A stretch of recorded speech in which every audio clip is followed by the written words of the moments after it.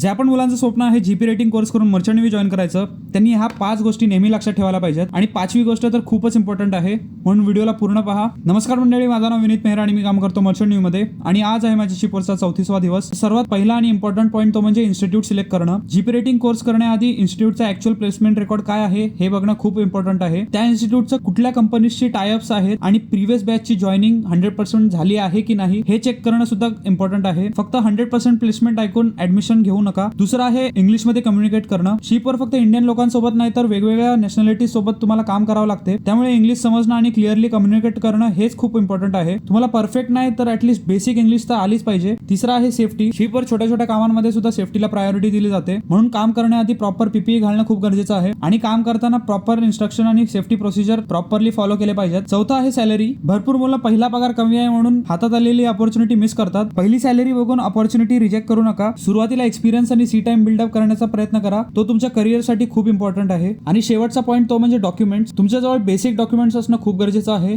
ते म्हणजे passport, CDC, SID, STCW certificate आणि व्हॅलिड मेडिकल सर्टिफिकेट. ह्याच्या व्यतिरिक्त जर तुम्ही ऍडिशनल कोर्स केले असतील तर त्याचे एक्सपायरी डेट नक्की चेक करा, नाहीतर जॉईनिंगच्या वेळेला प्रॉब्लेम येऊ शकतात. तर ह्या होत्या 5 गोष्टी ज्या नेहमी लक्षात ठेवा. आणि अजूनही डाऊट असतील तर तुम्ही मला DM करू शकता. आणि अशाच प्रॅक्टिकल व्हिडिओसाठी मला फॉलो नक्की करा. भेटूया पुढच्या व्हिडिओमध्ये.